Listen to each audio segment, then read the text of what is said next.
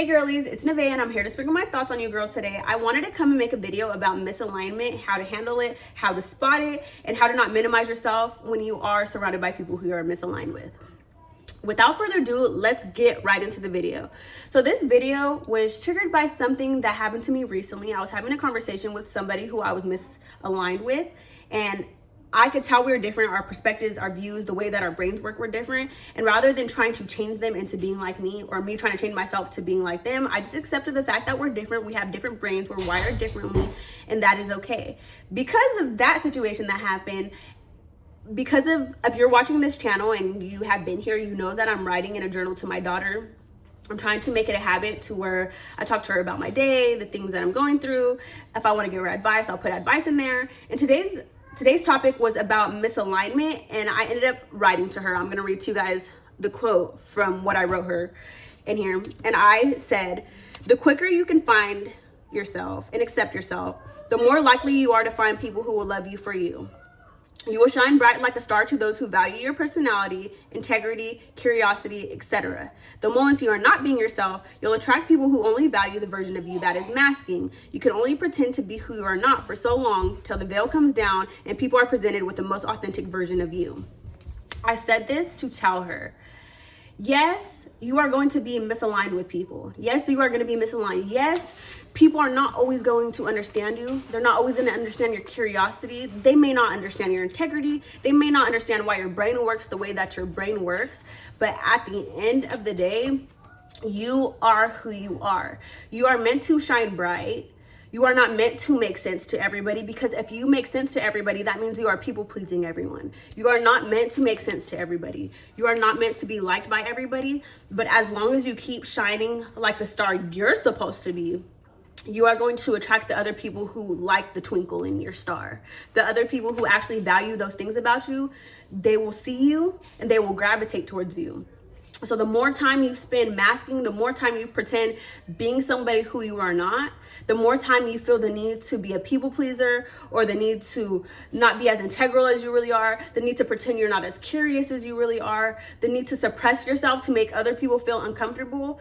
Eventually you will not be able to keep up with that. And as your veil comes down and people are forced to see the real you, because you can only keep up a mask or persona or an act for so long, when people are actually in the presence of the real you, it's all going to come tumbling down, because they're not going to like you. They're not going to like you for who you really are, because that's not what you gave them when you met them. If you met somebody and you BS'd who you were and you pretended to be something you weren't, and that's the version that they fell in love with, or that's the version they wanted to be friends with, whenever you start showing up as who you truly are, because you can only keep who you truly are on the inside for so long, when you show up as who you truly are, they are not going to appreciate it. And that may leave you feeling lonely. It may leave you feeling worthless, but that would be a journey that you have to experience and go through to understand not to continue masking and how to truly be yourself. But if you could take the words and the wisdom from somebody who is telling you, you could avoid so much destruction. You could avoid so much pain of having to let go of people who don't serve you. And that's going to happen anyway. But I'm just saying, in general, you will save yourself so much time if you learn how to attract those who are really for you earlier on in life, rather than learning that later in life. And I also have heard this one thing. It was a quote, and I can't remember who said it, but it said, "The smart man is the one who learns from his own mistakes," or the smart person is the one who learns from their own mistakes, but the wise one is the one who learns from other people's mistakes. And right now I'm 20 years old. I turn 21 next month. I have a 4-year-old daughter, and I say this to say, I'm still on my journey to growing. I'm still on my journey to becoming a better person. I'm still on my journey to learning myself, and I'm still on my journey to learning how to shine bright even in the moments where I don't feel comfortable.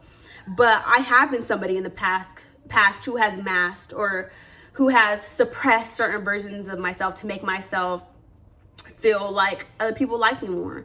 Maybe it was in some friendships where I knew that it wasn't reciprocal. I stayed in that friendship and I continued talking to that person without clocking them and telling them, I need you to be more curious, because I wanted that friend more than I wanted to truly be valued. You know what I'm saying? My desire to have a friend and to have somebody there was stronger than my desire to truly be valued. And although I wanted to truly be valued, I didn't want to do what was uncomfortable and say, you know what, you're not asking me any questions. You're not pouring into me how I feel like you could be pouring into me. You're not showing up for me how I feel like you could be showing up for me. What I realized in the end, after reflecting and going through that, I realized that there was misalignment. We were not the same. The ways that our brains were functioning were not the same. I value learning my friends, and whenever I have a friendship, I am the kind of person who I like to ask questions, I like to get to know you, I like to pick your brain, but I also like that to be reciprocated because it makes me feel like we're still getting to know each other. You know, in like a dating stage, when you're with a partner, when you're with a partner and in the beginning of the dating stage, you're asking each other questions, you're getting to know them. What's your beliefs? What do you agree with? What are your values? What do you not agree with? And you get to learn who they are. You get to see them for who they truly are or who they tell you they are. And you get to ask those questions and have that, spark. That spark isn't supposed to go away. You're supposed to continue getting to learn people and continue getting to know people and to continue asking questions. And that is where you're supposed to get dopamine. A lot of people get cheap dopamine from scrolling or being on TikTok or, going out, partying, drinking. Cool, do that. That's fine.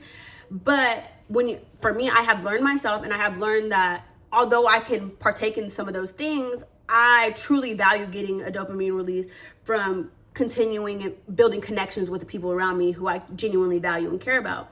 If somebody isn't on that same type of timing, if they don't value asking me questions, or they don't value getting to know me, and they value more scrolling on their phone, or they value going out more or partying more, or, meeting new, if they value different things that I don't value, then we're not aligned. And that can be a sign for you that you're not in alignment. Maybe your things are different than mine, but you know who you are, and the quicker you get to know who you are, you get to know what makes you who you are and whether or not people's lives are congruent with that. So yeah, I just wanted to come in and remind you guys not to mask. Do not mask. I know that it could be necessary in some situations, like in a workplace. Obviously, you're not going to be able to show your true self all the time. For example, if you have a job that is really close to your house, it's the highest paying one, you don't have to waste no gas, but you're not going to be there long term, but you need it for like maybe 6 months. You might have to mask in order to be there. You might not be able to be the most authentic version of yourself, the most goofiest version of yourself. Maybe the job is really professional and you're forced to be more professional than you would like to be, but it's worth it. Yeah, I understand that. But whenever it comes to making friends or having people that you choose in your life long term, you don't want it to be with people who you are not in alignment with. And it is really important you know yourself, and you know what you want in other people, and you know who you want to become, what you are and are not okay with. And that you continue to take that knowledge and find your people. You know what I'm saying? You don't want to live a life where you didn't actually surround yourself with the people who would actually value you. So that was my little spill on misalignment. I hope this video was of service to you. If you would like more videos like this, if this topic interests you, let me know, comment below, because I think this is a topic I could go deeper on and, talk a little bit more about. But for today, that's all. Thank you girls for watching. Holla at your girl, be real or be real.